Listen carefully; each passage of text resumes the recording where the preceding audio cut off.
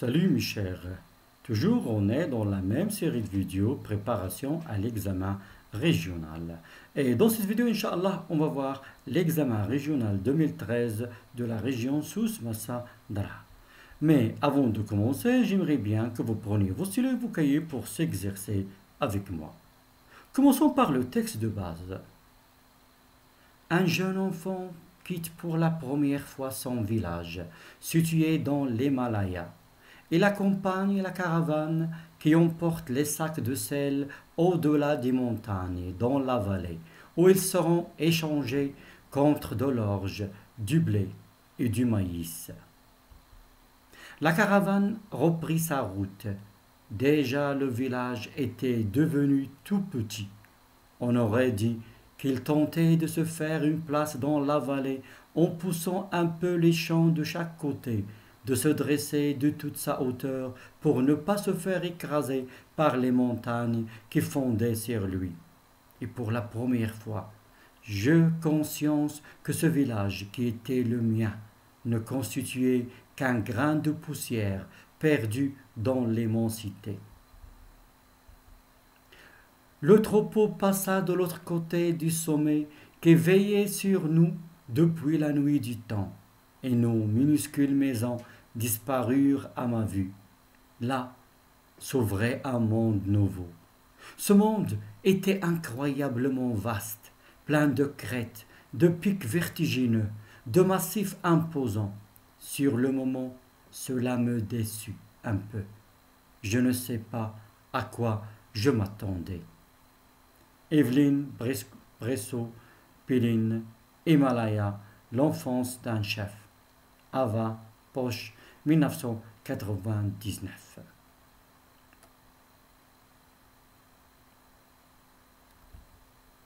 La caravane, ici, c'est un groupe de personnes qui se déplacent, ou bien de voyageurs. Ici, dans le texte, c'est un groupe de voyageurs qui font le commerce. Ici, ils font l'échange entre les sels. Ils vont changer le sel par le blé, l'orge et le maïs. On va voir ça dans le texte. Et la vallée, c'est l'espace allongé entre deux zones plus élevées. Ça s'appelle la vallée. Revenons maintenant au texte. Et toujours le chapeau. Le chapeau, toujours, je vous rappelle, mes chers, il faut bien lire le chapeau de chaque texte. Parce que le chapeau, c'est la clé du texte. Un jeune enfant quitte pour la première fois son village. Alors, c'est la première fois qu'il va quitter son village. Situé dans l'Himalaya. Où se trouve son village? Dans l'Himalaya. Il accompagne la caravane, ça veut dire le groupe de voyageurs qui font le commerce. Il accompagne la caravane qui emporte quoi? Qu'est-ce qu'il emporte? Les sacs de sel. Ça veut dire, dans son village, ils produisent. Qu'est-ce qu'ils ont produit? Ils produisent le sel. Il emporte les sacs qui emportent les sacs de sel au-delà des montagnes, dans la vallée, où ils seront échangés. Ils vont échanger ces sacs de sel contre quoi? Contre de l'orge, du blé et du maïs. Ça veut dire que dans leur village, ils ne peuvent pas cultiver l'orge et le blé et du maïs. Pourquoi? Parce qu'ils n'ont pas beaucoup d'espace. Ils sont dans la montagne. La caravane reprit sa route, ça veut dire le voyageur. Déjà le village était devenu tout petit, ça veut dire on s'éloigne de notre village. On aurait dit qu'il tentait de se faire une place dans la vallée en poussant un peu les champs de chaque côté, de se dresser de toute sa hauteur pour ne pas se faire écraser par les montagnes qui fondaient sur lui. Et pour la première fois, j'eus conscience que ce village, qui était le mien, ne constitue qu'un grain de poussière perdu dans l'immensité. Le troupeau passa de l'autre côté du sommet, qui veillait sur nous depuis la nuit du temps, et nos minuscules maisons disparurent à ma vue. Les minuscules maisons disparurent, ça y est maintenant, on est loin de notre village. Là s'ouvrait un monde nouveau. Ce monde était incroyablement vaste, plein de crêtes, de pics vertigineux, de massifs imposants. Sur le moment, cela me déçut un peu. Je ne sais pas à quoi je m'attendais. Evelyne Bressot, Pélène, Himalaya, l'enfance d'un chef. Ava Poche, 1999.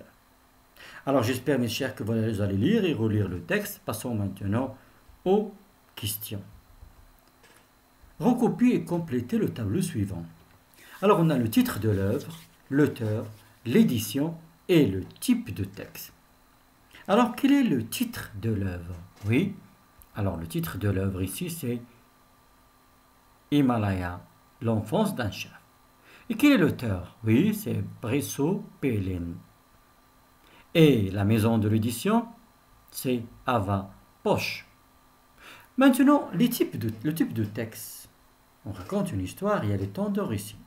Alors, quel est le type de texte? Très bien.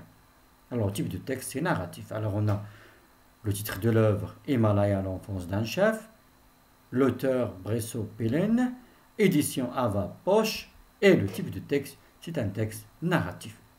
Maintenant, répondez par vrai ou faux. En justifiant votre réponse. Et toujours, je vous rappelle, mes chers, vous pouvez arrêter la vidéo et faire l'exercice après voir la correction. Le narrateur est un personnage dans l'histoire. Alors, dans cette histoire, est-ce que le narrateur est un personnage? Oui. Très bien. Le narrateur est un personnage. Et la justification, pourquoi? Oui. Très bien. Parce qu'il y a le pronom personnel « je ».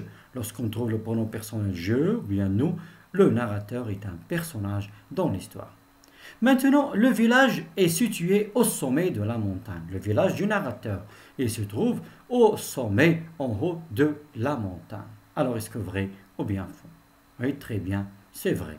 Et la justification, on a, il se trouve Himalaya. L'Himalaya, c'est au haut du montagne. Très bien. Maintenant, quel sentiment éprouve le narrateur quand il découvre le nouveau monde? Alors le narrateur, lorsqu'il a découvert le nouveau monde, quel est le sentiment qu'il a éprouvé? Rappelez-vous, c'est la première fois qu'il va sortir de son village, de son douar.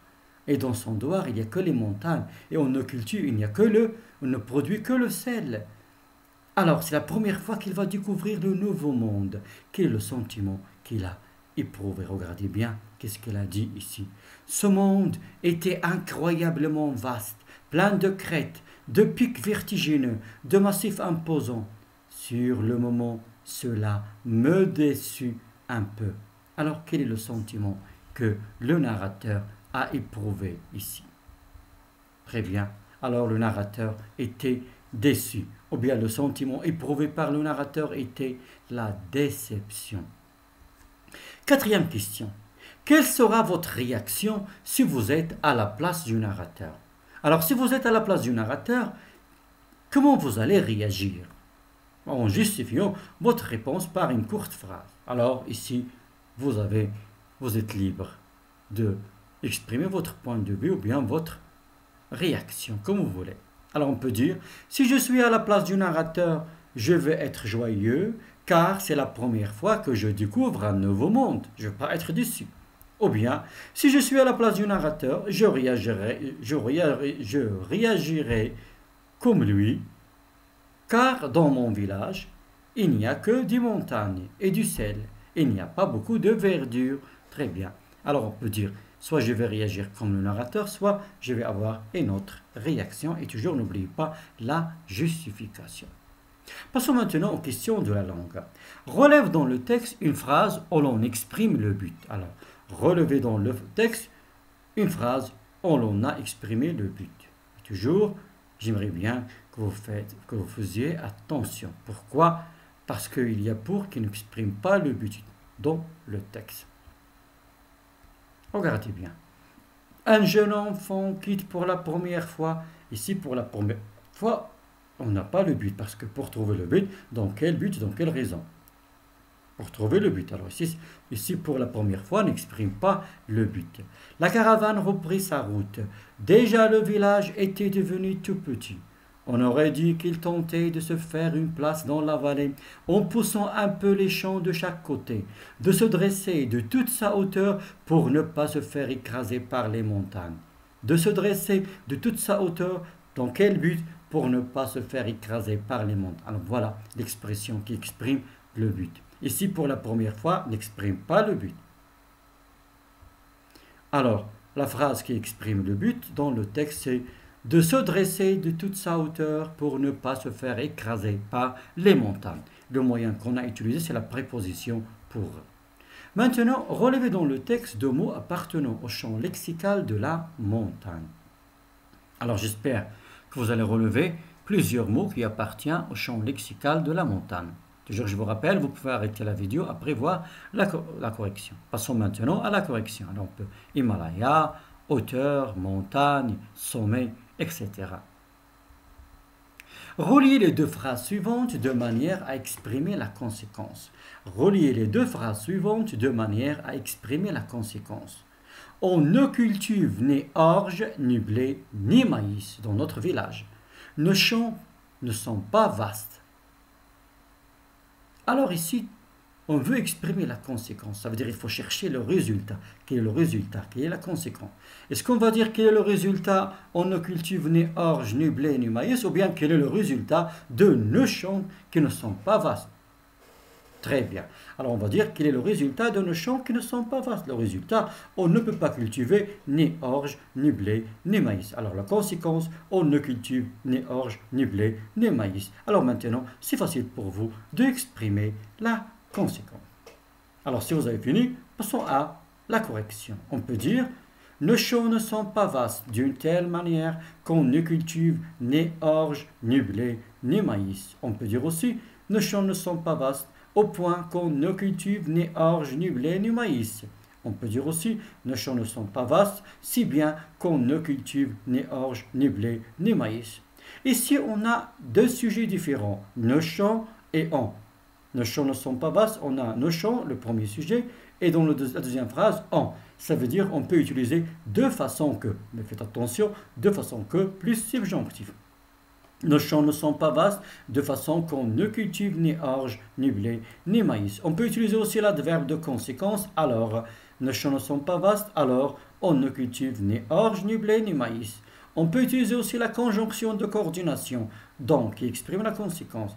Nos champs ne sont pas vastes, donc on ne cultive ni orge, ni blé, ni maïs. On peut utiliser aussi l'expression par conséquent. Nos champs ne sont pas vastes, par conséquent, on ne cultive ni blé, ni orge, ni maïs. Passons maintenant à la troisième question. Réécrivez la phrase suivante en remplaçant même si par malgré et faites les transformations nécessaires. Réécrivez la phrase suivante en remplaçant même si par malgré et en faisant les transformations nécessaires. Faites attention, malgré plus non.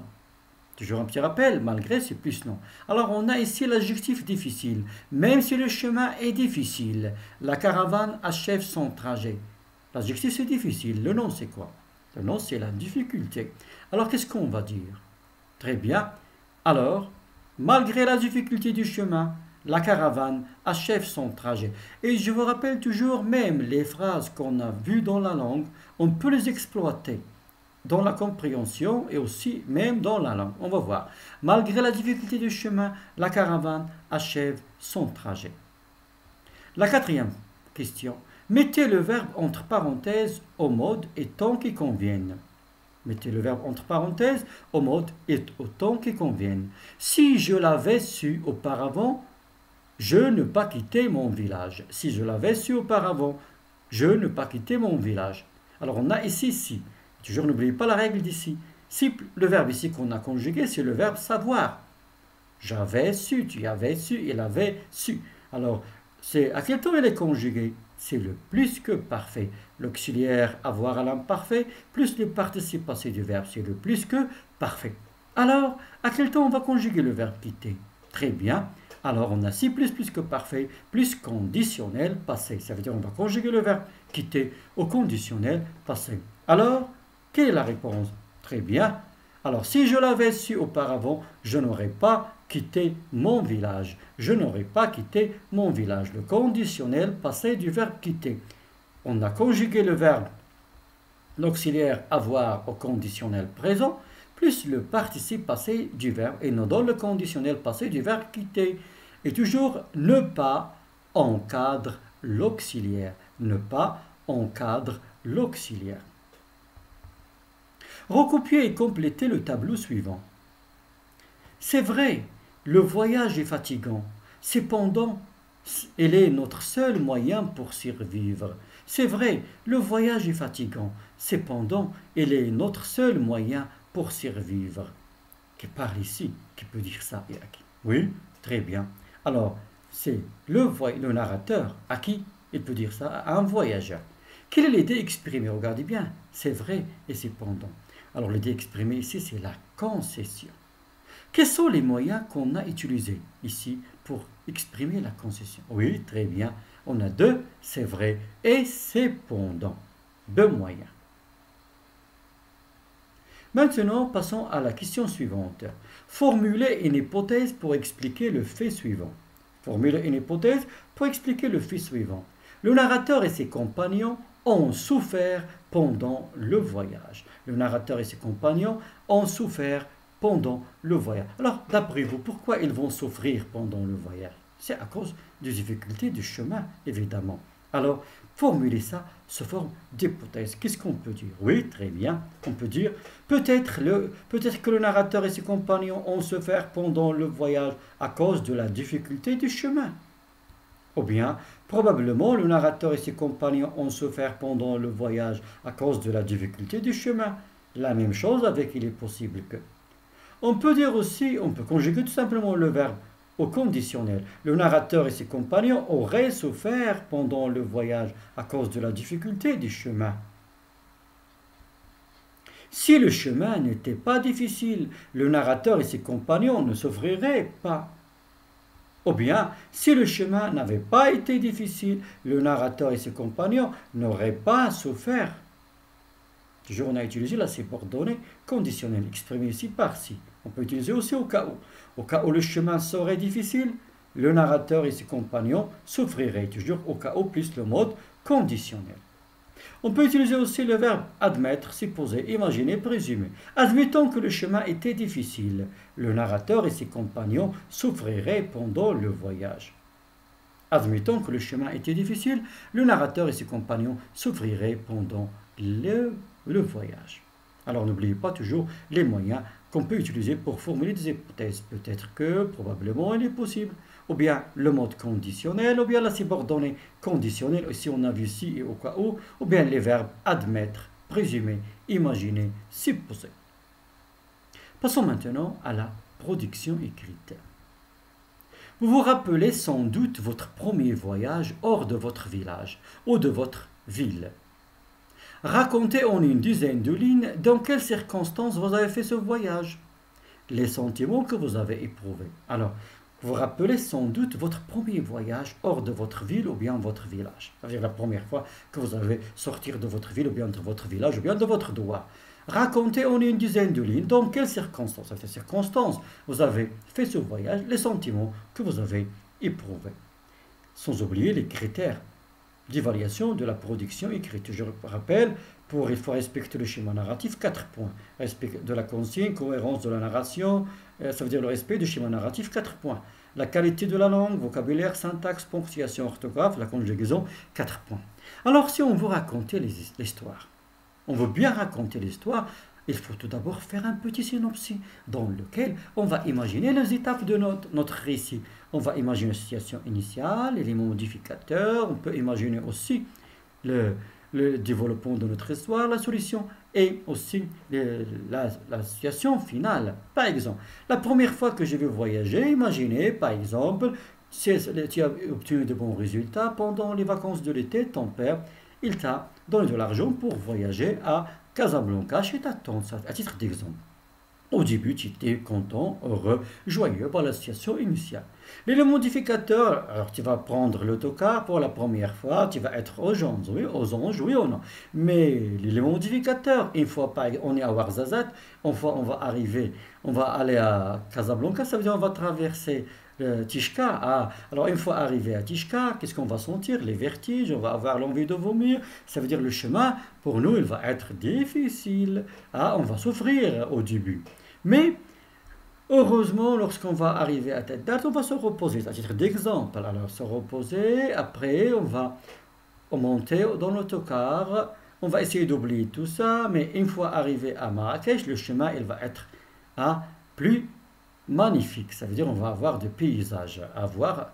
Alors on va profiter de ce paysage. Ça veut dire ici on va être content, on va être joyeux. Et une fois arrivé à notre destination, Casablanca par exemple, on va oublier tout ça, on va être content, on va être joyeux parce qu'on va passer de bons vacances. C'est un titre d'exemple.